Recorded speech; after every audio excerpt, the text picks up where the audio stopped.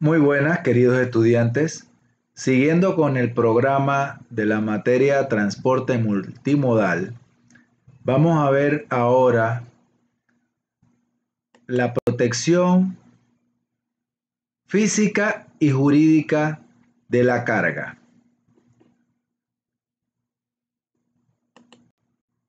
Primeramente, vamos a recordar las tres dimensiones de la entrega. Recordemos que para agregar valor a nuestro trabajo, tenemos que cumplir con una entrega a tiempo, en el espacio, o sea, en el lugar que el cliente solicitó la entrega, y con la calidad, que se refiere a el buen estado de la mercancía, ¿sí? Y con respecto a eso, entonces, es que vamos a hablar sobre la protección física primeramente, y después vamos a ver la protección jurídica de la mercancía. Con respecto a la protección física, debemos entonces primero hablar del empaque primario. El empaque primario es el empaque de tipo comercial, que es la imagen del producto, pero que también debe dar cierta protección al producto. El embalaje es entonces la agrupación de esos productos ya empacados. Y la unitarización de la carga es, como ya vimos en el tema anterior, que era unidades de carga, es cuando unimos entonces la carga que está embalada. Vamos a hablar un poco entonces de la importancia del embalaje. El embalaje en general es lo que da el éxito logístico y comercial de la exportación, y es la imagen de marca del exportador. Entonces, tenemos que tener un control, o mejor dicho, el embalaje nos da un control, por ejemplo, para efectos de conteo y para transportar la carga. Economía sobre el transporte, manipuleo seguro y almacenaje. Debemos tener en cuenta entonces el modo de transporte. Como vimos en la clase anterior también, no va a ser igual un embalaje si va por tierra, que si va por aire, que si va por mar. El itinerario se refiere entonces a la distancia y cuántos modos va a haber de un modo a otro. La naturaleza de la carga se refiere, por ejemplo, cuando vimos los tipos de carga, la clasificación por su naturaleza, de si eran peligrosos, si era mercancía frágil, si es de alto valor. Entonces, también depende de los riesgos inherentes. Digamos, la ruta, si es una ruta peligrosa, eso hay que también considerarlo para la decisión del tipo de embalaje que vamos a utilizar. Entonces, los principales tipos de embalaje. Tenemos, por ejemplo, las cajas de cartón, muy utilizadas. Son fabricadas a partir de cartón corrugado, adaptada fácilmente a todos los tipos de transporte, agrupada por productos que tienen distintas formas geométricas, homogéneas, sencillas y estables. ¿Para qué se utilizan? Para frutas, verduras, electrodomésticos, maquinaria industrial, empaques primarios de alimentos. Tenemos los embalajes de madera, que ya vimos también que le llamamos en paletizar. Tienen resistencia a la flexión, a la compresión, al impacto. Su utilización está sujeta a restricciones ambientales. Las cajas y las estivas son los principales embalajes en madera. Usos: mercancía pesada como maquinaria, electrodomésticos, bienes frágiles como productos de vidrio, artesanías. Después vamos a ver los sacos. Las características: son elaborados a partir de papel, materiales plásticos y naturales como fibra de yute. Combinados con otros materiales flexibles, pueden cumplir con requerimientos de relleno y distribución del producto, sujetos a restricciones fitosanitarias, especialmente en el caso de sacos fabricados con materiales naturales. ¿Para qué se utilizan? Frutas, hortalizas, abonos, café, carbón. Tenemos los jumbo o big bag. Están elaborados en material plástico tejido, muy parecido a los sacos pero más fuertes. Requieren de sistemas mecánicos para su manipulación. Pueden guardar cargas hasta de 1000 kilogramos. Se usan para granos y pasta. Por ejemplo, los ingenios lo están utilizando para transportar azúcar industrial. Garrafas son elaborados de vidrio, de metal, de cerámica, de plástico. Requieren materiales para amortiguar el producto durante el transporte. Se utilizan para líquidos. Tenemos los tambores o bidones, que nosotros llamamos tanques, hechos de acero, plástico o cartón. Su capacidad oscila entre 10 y 240 litros. Se utilizan a granel en estado líquido como pulpas de frutas. También aceite, muchos materiales se transportan en barriles. Tenemos el jerry can, fabricados de metal o plástico, alcanzan una capacidad hasta de 5 galones y se utilizan más que todo para gasolinas y líquidos similares. Estos son de 55 galones y estos de 5 galones. Los toneles son embalajes cilíndricos elaborados de madera y se utilizan para el vino. Bien, y ahora vamos a hablar de los contenedores. El contenedor, porque estamos hablando de la protección física de la carga. Ya vimos en la clase pasada los distintos tipos de contenedores. Ahora vamos a ver un poco las partes del contenedor. Es un recipiente de carga para el transporte multimodal. Protegen las mercancías de la climatología y están fabricadas de acuerdo a las normas ISO. Los contenedores son de metal resistente y casi imposible de aplastar. Partes de un contenedor. Aquí vemos las más importantes, digamos las cantoneras, que son las esquinas estas para pegar un contenedor con otro o fijarlo a una base, por ejemplo, de un camión. Tenemos travesaños, que son estos que van así horizontales.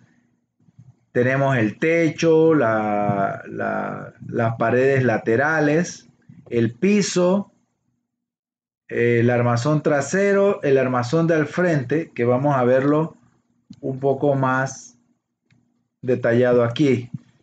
Tenemos las cerraduras, una serie de códigos y números de serie, las compuertas o puertas, las barras, estas que le brindan seguridad, la barra clausuradora, son estas, los portasellos, que es donde se ponen los sellos, bisagras. Bien. Los contenedores, entonces, vamos a hablar de los twist lock. Los twist lock son estos elementos o dispositivos que permiten que un contenedor se una fuertemente a otro o en las bases de los camiones. Aquí les preparé un video rápido para que vean más o menos cómo trabajan los twist lock. Right corner casting of the container that's being stacked on top. This is a left locking twist lock. Ahí that lo will pueden land on ver. there. That does that, and that's Ahí locked estaba. together. I'll also show you the right locking, so the handle is actually away and locked under the container. Ahí destraba. If we put a right hand locking twist Eso lock es. there, that's it there. Cuando están así altos, entonces se utilizan estas herramientas para desbloquearlos. Muy bien. Con el multimodalismo se alivia la preocupación por la carga por varias razones. Primero, la carga está en un contenedor, lo que hace más difícil llegar a ella, para efectos de saqueo o vandalismo. Segundo, los contenedores se identifican solamente por un número de serie. La única forma de saber su contenido es abriéndolo o sabiendo el número de serie. Esto es para personas ajenas a la carga. Tercero, los contenedores tienen sellos o precintos en el cerrojo. Aun cuando esto no evita que sean forzados, es bien obvio que cualquier alteración es fácilmente detectable. Bien, ahora vamos a hablar sobre la protección jurídica. Bien, con respecto a la protección jurídica, vemos que hay un entorno comercial y un entorno operativo. O sea que hay toda una serie de entidades que están al pendiente de la seguridad de la carga. Entonces, tenemos, por ejemplo, las instituciones gubernamentales. Tenemos una serie de ministerios, aduana, que da fe también, y organismos de promoción. Tenemos también organizaciones privadas como cámaras y asociaciones especializadas.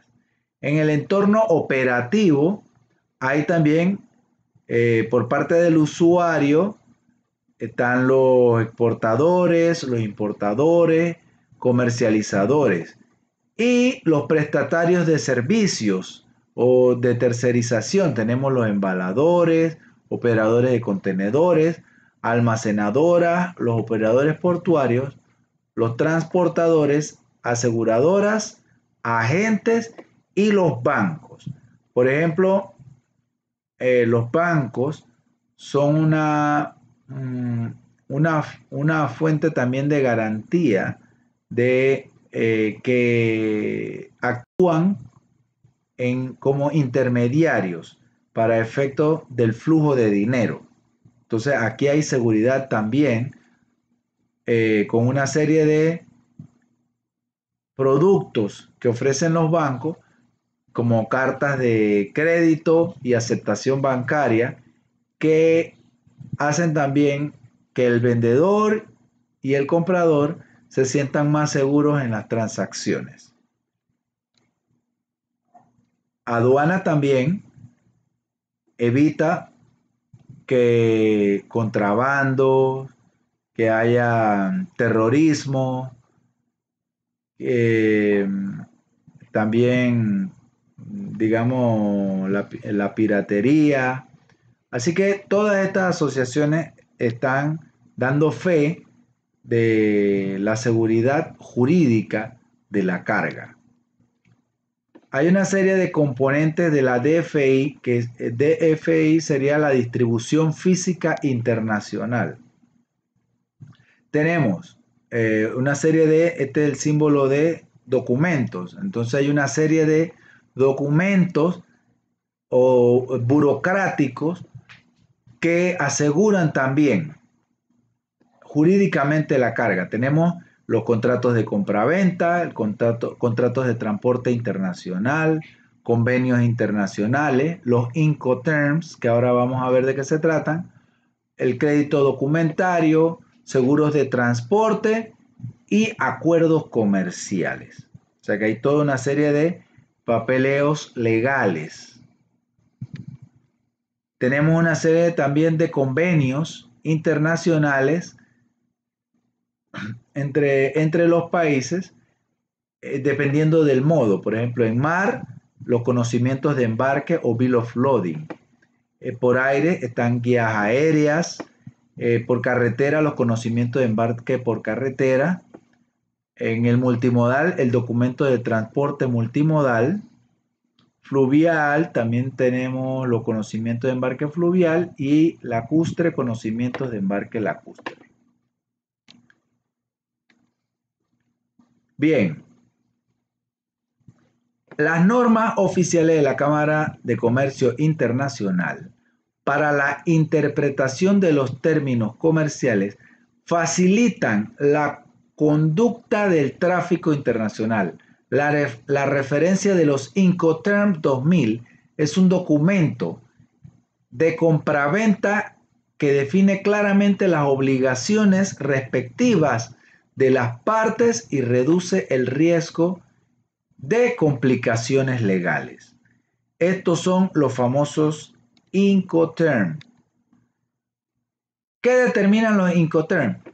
¿En qué momento y dónde se produce la transferencia de riesgos sobre la mercadería del vendedor hacia el comprador? El lugar de entrega de la mercancía, quién contrata y paga los gastos, transporte y seguro, y qué documentos tramita cada parte y su costo. O sea que no deja nada a la imaginación o a la interpretación. Aquí están todos los términos. Entonces hay distintos tipos de Incoterm. Tenemos, y a esto entonces se tiene que poner de acuerdo el exportador con el importador. Aquí en la gráfica, por ejemplo, tenemos que del exportador está toda la cadena hasta llegar al importador. Aquí tenemos, por ejemplo, el transporte a la fábrica, está la parte de aduana, la parte de carga de la carga, acá la parte en donde se descarga, y aquí todo hasta llegar al importador. Bien, dependiendo del acuerdo al que llegue el exportador con el importador, tenemos entonces distintos tipos de Incoterm y cada uno define la responsabilidad con base a los documentos, al riesgo y los costos. Tenemos, por ejemplo, los ex-work. Esto lo vamos a ver un poco más adelante también en algún ejercicio que vamos a hacer para verlo de forma práctica. Pero en este vamos a ver los más importantes y los que más se utilizan. El ex-work, por ejemplo, que es el primero. En este caso, básicamente el exportador no tiene ningún tipo de compromiso y toda la carga o el riesgo es del importador. Todos los riesgos de él llegan hasta su rampa. y el importador tiene que correr con todos los documentos, riesgos y costos para traer la mercancía. Vamos a ver el otro extremo. Sería el DDR, es otro tipo de contrato en el que el importador está corriendo con todos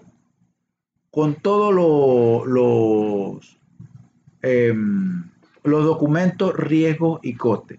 Después de esto, los más famosos son el FOB, que es riesgo hasta el puerto en donde se carga, y el CIF, que es los riesgos hasta el puerto en donde se descarga.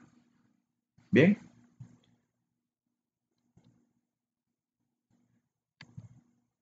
Ahora vamos a concluir entonces con la figura del transporte multimodal y el operador de transporte multimodal. Con la figura del operador de transporte multimodal, básicamente el operador corre con todos los riesgos, de manera que el exportador y el importador no tienen que desgastarse en administrar toda esta cadena de transporte. Simplemente hace el acuerdo con el operador de transporte multimodal y él es responsable de llevar la carga desde el vendedor hasta el comprador por sus distintos modos de transporte. Bueno, espero les haya gustado la clase y les voy a dejar entonces la presentación y una pequeña prueba de retroalimentación próximamente.